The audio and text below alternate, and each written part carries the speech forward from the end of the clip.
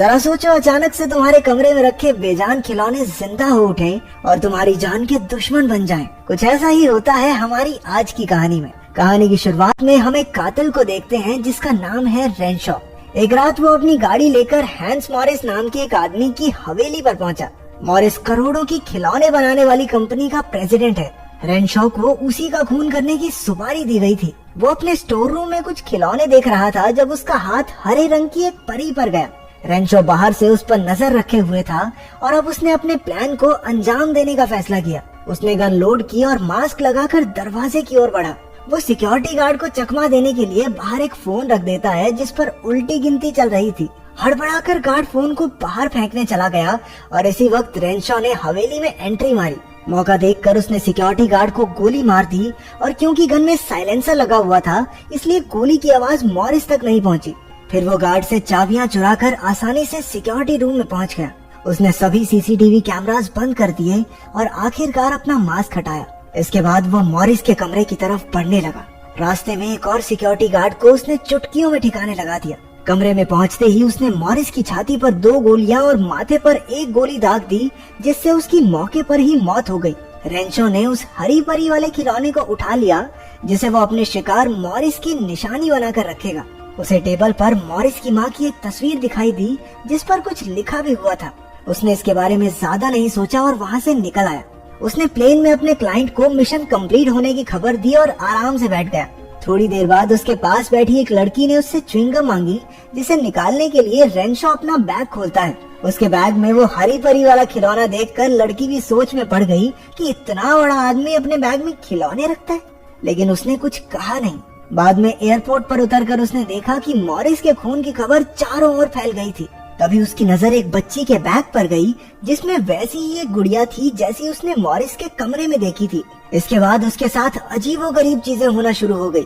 उसके घर की बिल्डिंग की रिसेप्शन टेबल पर भी एक हरे रंग का खिलौना था जो मॉरिस की टेबल पर भी हुआ करता था। घर पहुंचने पर रेनशॉ ने उस हरी परी को एक डिस्प्ले टेबल पर सजा दिया जहां वो उन सभी लोगों की निशानियां रखता था जिन्हें उसने मारा था। वहाँ चश्मे, चाबियां, पेन, पैसे और न जाने क्या क्या चीजें थी जो कभी उन मरने वालों की हुआ करती थी। देखते ही देखते वो सोफे पर बैठा बैठा सो गया। बीच रात में अचानक दरवाजे की घंटी बजी और उसकी आंख खुल गई। इतनी रात में कौन आया था? उसने कैमरा में देखा कि रिसेप्शनिस्ट हाथ में एक बड़ा सा बक्सा लिए उसके दरवाजे पर खड़ी थी। जब उसने दरवाजा नहीं खोला तो वो बक्से को वहीं रखकर वहाँ से चली गई। फिर रेनशॉ बक्सा अंदर ले आया और किचन काउंटर पर रख दिया। बक्से पर उसी का नाम था लेकिन भेजने वाले का नाम पता नहीं लिखा था। हालांकि उस पर सिग्नेचर किए हुए थे जो हूबहू मॉरिस की माँ के सिग्नेचर जैसे लग रहे थे। पहले तो रेनशॉ ने सोचा कि बक्से को फेंकने में ही भलाई है, लेकिन फिर वो उसे खोलने से खुद को रोक नहीं पाया। वो बेहद बारीकी से रैपर उतारने लगा। अंदर उसे खिलौनों से भरा एक बक्सा मिला जो मॉरिस की कंपनी की तरफ से आया था। बक्से के पीछे लिखा था कि इसमें एक सीक्रेट बोनस सरप्राइज भी है। पहले तो रेनशॉ ने पूरी छानबीन की कि कहीं ये कोई जाल तो नहीं है, लेकिन ऐसा तो उसे कुछ भी नहीं मिला। उसने बक्सा खोला तो उसमें बहुत सारे प्लास्टिक सैनिक थे जिनके हाथों में बंदूकें थी। उसने एक खिलौने को निकालकर ध्यान से देखा लेकिन वो एकदम नॉर्मल था। बाद में अचानक से बक्सा अपने आप नीचे गिर गया। रेनशॉ को अच्छे से याद था कि बक्सा किनारे पर तो नहीं था। जैसे ही वो चेक करने गया तो देखते ही उसके होश उड़ गए। वो सभी खिलौने बक्से से गायब हो चुके थे। अब एक के बाद एक अजीबोगरीब चीजें होना शुरू हो गई। पर्दे खुद से हिलने लगे और अचानक सभी लाइट्स भी बंद हो गई। रेनशॉ ने देखा कि किसी ने लाइट्स की केबल ही काट दी थी। उसी पल एक सैनिक ने अपनी तेज धार बंदूक उसके पैर में घोंप दी। रेनशॉ को समझ आ गया था कि ये सारा किया धरा इन सैनिकों का ही है। जैसे ही वो उन्हें देखने के लिए झुका, सैनिकों ने उस पर अंधाधुंध गोलियां बरसानी शुरू कर दी। हालांकि गोलियां उसका ज्यादा कुछ नहीं बिगाड़ पाई, लेकिन अब वो डर चुका था। जल्द ही उन्होंने एक विस्फोटक फेंककर उसकी पैंट जला दी। रेनशॉ को एहसास हुआ कि ये सैनिक तो छोटा पैकेट बड़ा धमाका है वे। अब इनसे बचने की तरकीब सोचने के लिए वो बाथरूम की ओर भागा, लेकिन पीछे से लगातार फायरिंग चालू थी। उसके घुटने से खून बह रहा था और गर्दन पर भी काफी गोलियां लगी हुई थी। उनसे वो मरेगा नहीं, लेकिन उसे दर्द बहुत हो रहा था। रेनशॉ ने एक शीशे का इस्तेमाल करके बाहर की हालत चेक की तो उसने देखा कि सैनिकों की फौज लगातार लाइट बल्ब्स पर हमला कर रही थी, जिससे कि वहाँ पूरी तरह अंधेरा हो जाए। तभी अचानक उन्होंने उसके शीशे को एक मिसाइल से उड़ा दिया। अब रेनशॉ भी गुस्से से भर चुका था। वो तेजी से अपने कमरे में गया और बंदूक निकाल ली। बंदूक की मदद से वो किसी तरह बचता बचाता किचन तक पहुंचा, जहां उसने अपनी राइफल छुपा रखी थी। उसने राइफल निकाली और लगातार फायरिंग शुरू कर दी। कुछ ही सेकंडों में चारों ओर सन्नाटा छा गया। सभी सैनिक डरकर छुप गए थे। रेंशॉ ने इसी मौके का फायदा उठाकर पूरा सोफा ही पलट दिया, जहां उसे कई सैनिकों की लाशें मिली। जो बच गए थे वो बाकियों को उठाकर जीप में डाल रहे थे। रेंशॉ फटी आंखों से बस देखता ही रहा। उसे यकीन ही नहीं हो रहा था कि ये हकीकत है। जैसे ही सैनिक भागने लगे, उसने जितना हो सके सबको अपने पैरों तले दबा दिया। कुछ तो अब भी उस पर फायरिंग कर रहे थे, लेकिन जब रेंशॉ ने एक गोली चलाई तो उसकी वाइब्रेशन से आधे सैनिक दूर जा गिरे। लेकिन हमला अभी खत्म नहीं हुआ था। कुछ ही देर में 3 आर्मी हेलीकॉप्टर्स उड़ते हुए आए और आग के गोलों से हमला कर दिया। रेंशॉ जैसे तैसे उनसे बचने में कामयाब हो गया। फिर उन्होंने अपनी असली ताकत दिखाते हुए उस पर धड़ाधड़ मिसाइलें दागनी शुरू कर दी। रेंशॉ भागकर अपने बाथरूम में पहुंचा और खुद को लॉक कर दिया। शीशे में खुद को देखते ही उसका सर चकरा गया। उसके चेहरे और शरीर पर बहुत सारे कट्स और जख्मों के निशान थे। उसने अल्कोहल लगाकर अपनी मरहम पट्टी करने की कोशिश की, लेकिन तभी अचानक से एक गोला दरवाजे को चीरता हुआ अंदर आ गिरा। साथ ही एक हेलीकॉप्टर अंदर आया और रेंशॉ पर हमले एक बार फिर से शुरू हो गए। अब पानी सर से ऊपर जा चुका था, इसलिए रेंशॉ ने न आग देखा न ताव और एक तौलिया लेकर हेलीकॉप्टर को पकड़ लिया।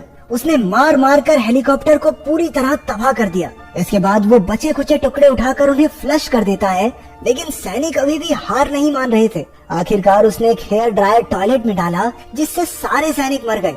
बाहर से एक सैनिक ने नोट सरकाया, जिस पर लिखा था, खुद को हमारे हवाले कर दो। उनकी चालाकी देखकर रेंशॉ भी हैरान रह गया और उसने भी जवाब में लिख दिया, भाड़ में जाओ सालो, हट। पर जब वो कागज वापस रखने गया तब उसे समझ आया कि ये तो उनकी एक चाल थी।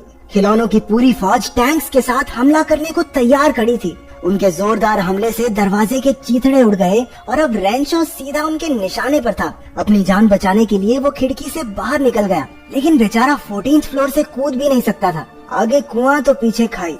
अब वो फूक फूक कर कदम रख रहा था। अचानक एक हेलीकॉप्टर ने फिर से उस पर हमला कर दिया। खिलौने उसे नीचे गिराने ही वाले थे कि रेंशॉ ने एक शॉट में हेलीकॉप्टर को मार गिराया। आखिरकार बालकनी तक पहुंचकर उसने चैन की सांस ली, लेकिन अंदर बैठे सैनिक खिड़की पर बंदूक ताने एकदम तैयार खड़े थे। तभी उसके दिमाग में एक तरकीब आई। रेंशॉ ने एक रबर डक के जरिए सैनिकों का ध्यान भटकाया और फिर मौका मिलते ही दूसरी ओर से फायर एक्सटिंग्विशर से उन पर हमला कर दिया। जबरदस्त भगदड़ मच गई और तभी उसकी नजर कुछ और फौजियों पर पड़ी। उन्होंने जीप में उसे चारों ओर से घेर लिया और लगातार गोलियां चलानी शुरू कर दी। अब लड़ाई और भी खतरनाक होने वाली थी। रेंशॉ ने स्प्रे और लाइटर की मदद से जबरदस्त आग पैदा की और सैनिकों को जिंदा ही जला दिया। और तो और एक चाकू लेकर पागलों की तरह उन खिलौनों को छोटे छोटे टुकड़ों में काटने लगा। इसके बाद उसने फायर एक्सटिंग्विशर से लड़ रहे सैनिकों पर एक भारी डब्बा फेंक दिया, जिसके नीचे दबकर सबकी चटनी बन गई। आखिरकार सभी फौजी खिलौने अब मारे जा चुके थे। अपनी जीत पक्की करने के लिए रेंशॉ ने सभी खिलौनों को गिना और उनके डब्बे के नंबर से मिलाया। अब एक भी सैनिक नहीं बचा था और इसी तरह उसकी जान बच गई।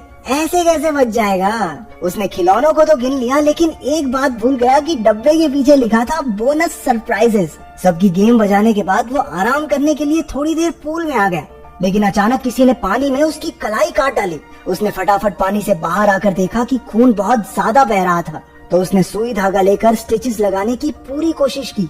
अब वो घर से बाहर जाने का फैसला करता है ताकि जो भी ये चीज है उस पर दोबारा हमला ना कर सके।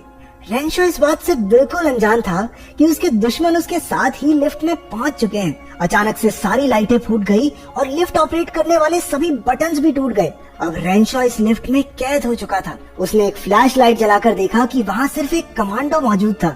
लिफ्ट के ऊपर का हिस्सा गायब था, इसलिए कमांडो उसी रास्ते से लिफ्ट से बाहर निकल गया। रेंशॉ भी उसका पीछा करने लगा और उसने देखा कि लिफ्ट तो अटकी हुई थी। अब उसके पास बच निकलने का कोई रास्ता नहीं था। एक आखिरी उम्मीद के साथ वो बगल वाली लिफ्ट की छत पर कूद गया। उसने सीलिंग पैनल हटाया और लिफ्ट के अंदर पहुंच गया। वो किसी तरह कमांडो से बच निकला था, लेकिन उसकी खुशी ज्यादा देर नहीं टिकी, क्योंकि कमांडो भी उसी के साथ छुपकर वहां पहुंच चुका था। खिलौने ने एक चाकू लगातार रेंशॉ के शरीर में घोंपना शुरू कर दिया, लेकिन रेंशॉ को उसके इस वार से कोई ज्यादा फर्क नहीं पड़ा। रेंशॉ ने उस खिलौने कमांडो को पकड़ा और लिफ्ट के दोनों दरवाजों के बीच में उसका सर दे दिया। रेंशॉ उसके शरीर को देखकर मुस्कुराने लगा, लेकिन जल्द ही उसे एहसास हो गया कि खिलौने की बॉडी में एक बॉम्ब लगा हुआ है। उसी पल बॉम्ब के फटने से जोरदार धमाका हुआ और रेंशॉ की लाइफ का भी दी एंड हो गया। इसके बाद हमने खिलौने के बक्से पर एक स्टिकर देखा जिस पर लिखा हुआ था कि बोनस सरप्राइज के तौर पर उसमें एक कमांडो और थर्मोन्यूक्लियर बॉम्ब अटैच था। इसी के साथ खिलौनों ने अपने मालिक की मौत का बदला